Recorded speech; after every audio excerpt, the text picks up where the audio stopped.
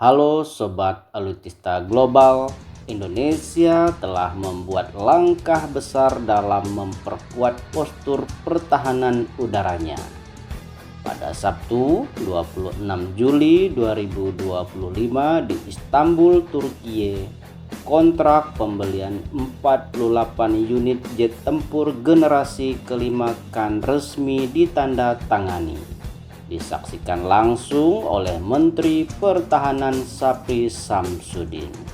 Ini bukan sekedar ketertarikan, melainkan fakta strategis yang akan membawa implikasi mendalam bagi kekuatan militer dan diplomasi pertahanan Indonesia.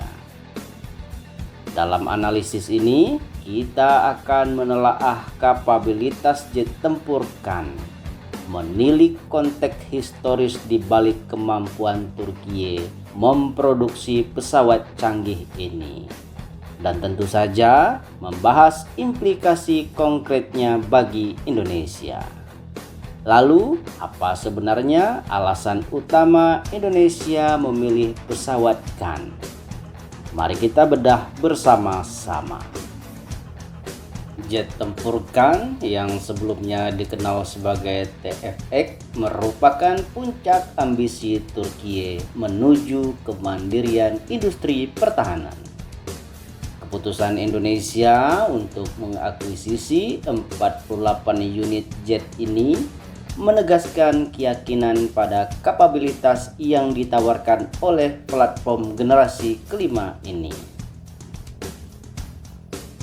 Kan dirancang dengan fitur-fitur kunci yang krusial untuk mendominasi udara di medan tempur yang modern.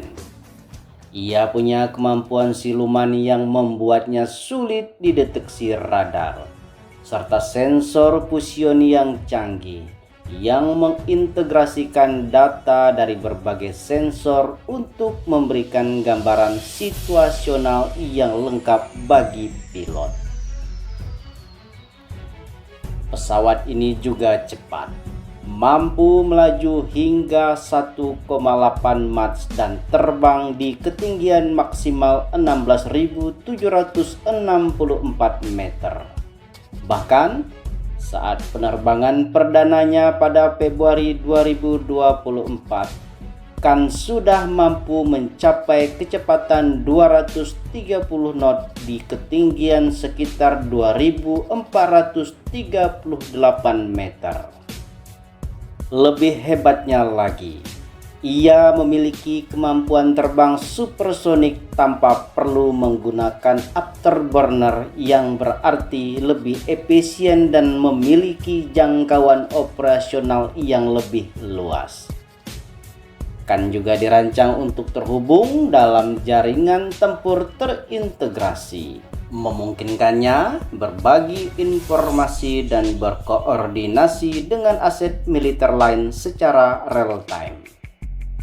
Ditambah lagi, desain modularnya memberikan fleksibilitas untuk peningkatan dan modifikasi di masa depan, memastikan relevansi operasional untuk jangka panjang. Bagi Indonesia, sebuah negara kepulauan dengan wilayah udara yang sangat luas dan kompleks, kebutuhan akan aset pertahanan udara yang mumpuni dan berteknologi tinggi sangatlah fundamental. Akuisisi 48 unit kan ini secara signifikan akan meningkatkan daya tangkal Indonesia di kawasan, mengamankan kedaulatan udara, dan menegaskan posisi Indonesia sebagai kekuatan regional yang serius.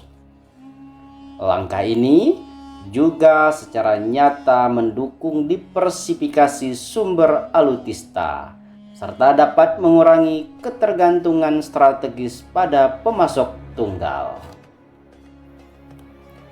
Pertanyaan krusial yang perlu kita pahami adalah bagaimana Turki yang secara historis tidak dikenal sebagai raksasa industri pesawat tempur mampu mengembangkan dan kini mengekspor jet tempur generasi kelima seperti kan Ini adalah narasi tentang visi jangka panjang, ketahanan strategis, dan adaptasi yang patut kita pelajari.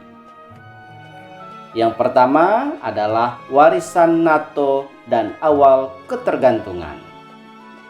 Sebagai anggota NATO sejak 1952, Turki awalnya sangat tergantung pada pasokan militer dari Barat, terutama dari Amerika Serikat. Akuisisi dan perakitan lisensi jet tempur seperti F-16 memang membangun basis industri. Namun, ketergantungan pada rantai pasokan eksternal tetap menjadi kerentanan. Yang kedua adalah pelajaran pahit dari embargo senjata.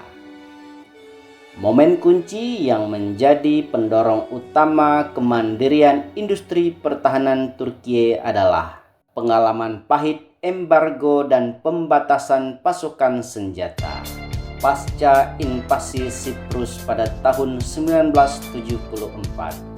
Amerika Serikat menerapkan embargo senjata yang secara drastis membatasi kemampuan militer Turki. Pengalaman ini menjadi turning point mendorong Ankara untuk menyadari bahwa kedaulatan pertahanan sejati hanya bisa dicapai melalui kemandirian dan produksi mandiri. Yang ketiga adalah investasi agresif dan riset pengembangan dan transfer teknologi. Sejak tahun 1980-an dan semakin dipercepat pasca 2000, Turki mengalokasikan investasi besar-besaran untuk riset dan pengembangan. Mereka tidak hanya membeli produk jadi, tetapi secara sistematis menuntut transfer teknologi dan partisipasi dalam proses manufaktur. Perusahaan-perusahaan seperti Turkish Aerospace Industries yang menjadi pengembang utama KAN telah membangun kapasitas teknis dan keahlian melalui berbagai proyek internasional. Fokusnya adalah menciptakan ekosistem industri pertahanan yang mandiri dari hulu ke hilir. Dan yang keempat, ambisi nasional dan visi kemandirian 2023. Pemerintah Turki secara eksplisit menetapkan target ambisius untuk kemandirian industri pertahanan, terutama dengan visi 2023 yang menandai 100 tahun Republik Turki. Tujuan utama mereka adalah menjadi salah satu dari 10 negara pengekspor senjata terbesar di dunia. Proyek KAN adalah simbol tertinggi dari ambisi ini. Bukan hanya sekedar produk, tetapi juga manifestasi dari kemampuan nasional dalam menciptakan teknologi pertahanan yang canggih. Lalu yang kelima, katalis pengusiran program F-35.